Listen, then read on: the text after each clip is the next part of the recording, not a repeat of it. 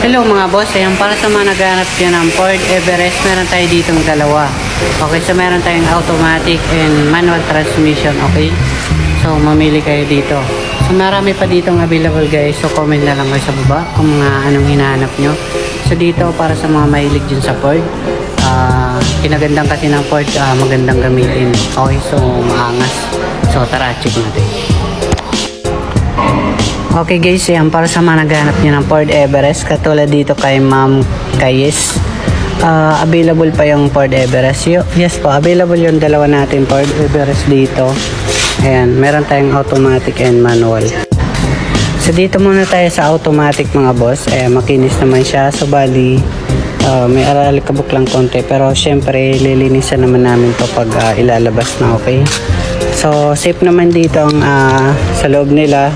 Ayan, may ano tayo, may warehouse talaga na safe yung mga sasakyan dito. Wala ditong baha or bangga. So dito mga boss, bali naka-duplicate na siya. Ayan, wala naman siyang issue.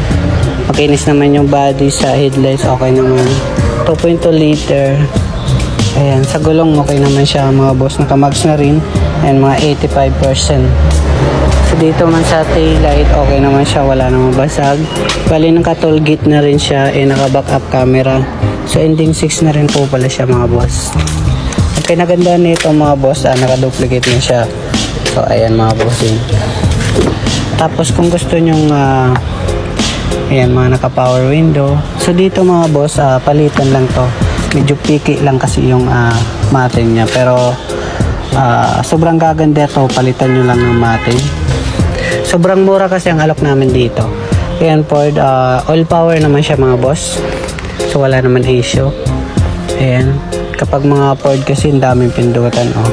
Tapos yung naka automatic na side mirror, auto lock, power window, at cup holder, and may another box and dun. Okay, so bali naka sunroof na rin siya mga boss. Naka leather seat na siya, original leather seat, and automatic yung sa ano niya, okay? Atras mo, abante, automatic siya. So yan yung mga pindutan niya sa pag sunroof mga boss. So lahat naman niyang gumagana, okay? So let's try natin start. So dito mga boss, bali 89,000 mileage, original po kasi.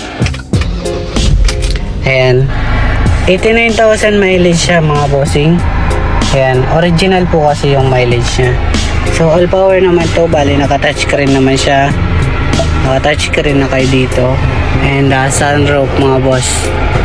Ayan, gumagana naman siya mga bossing. So ayan, car wash na lang talagang kulang dito. Okay. Kung isasarado nyo naman siya mga boss, ganyan lang. Ayan mga boss. Tapos dito naman mga bossing. Ayan, okay. So all power naman siya mga boss. Sa aircon okay naman siya. Kakano ko lang dito. Ayan. Ayan. So okay naman siya. Pa-double check nyo na lang sa mekaniko nyo kung gusto nyo ipa-check. Kasi karamihan naman kasi ng tao dito puros mekaniko. Pero mas maganda yung mekaniko nyo mismo, okay? So pwede naman yun. So dito mga boss, bali 7 seaters na siya. Natutupi yung upuan doon sa likod. Ayan, marami pa siya ditong style na perapindutan, pandual aircon. So dito naman tayo mga boss sa second row, check natin. Hindi ko na-try yung mga power window. Lahat naman gumagana yan mga boss. Ayan, para hindi na kayo mahirapang kaka-check dito.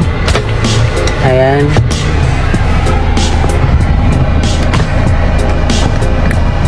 Okay, so dito naman mga boss.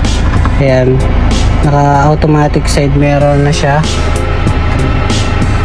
Okay, so lahat naman siya gumagana mga boss. So doon naman tayo sa second row. Dito naman tayo sa second row mga boss. Ayan. Yung nakikita nyo palitin lang siyang mating mga boss. Ayan, picky kasi. Parang picky lang yung mating, mumurahin. Kaya naggas-gas naman. So dito naka-dual aircon na siya mga boss. Ayan yung mga pindutan niya. So dito, ayan.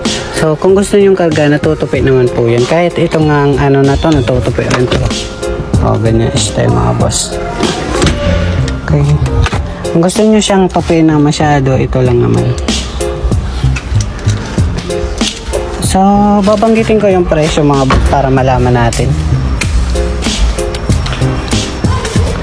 Ito mga boss ay kung cash buyer kayo, nasa halagang 750,000.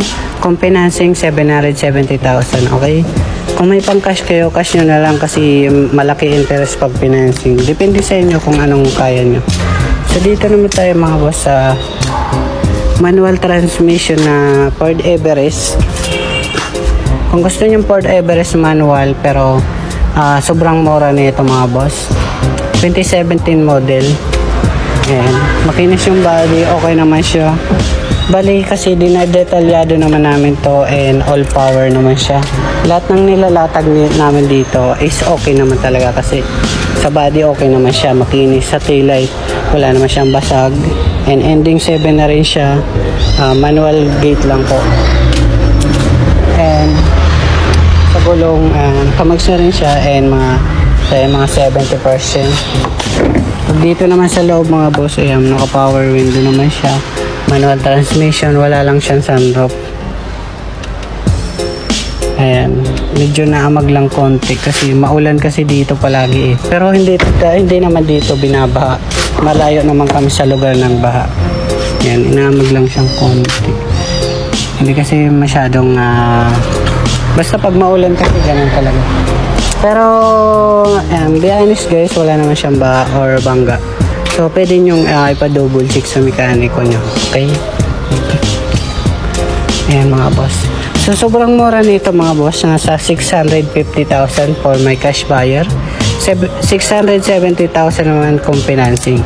Okay, plus 20,000 sa financing and may interest pa.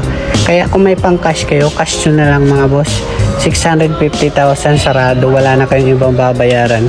Dito mga boss, marami pa tayong available.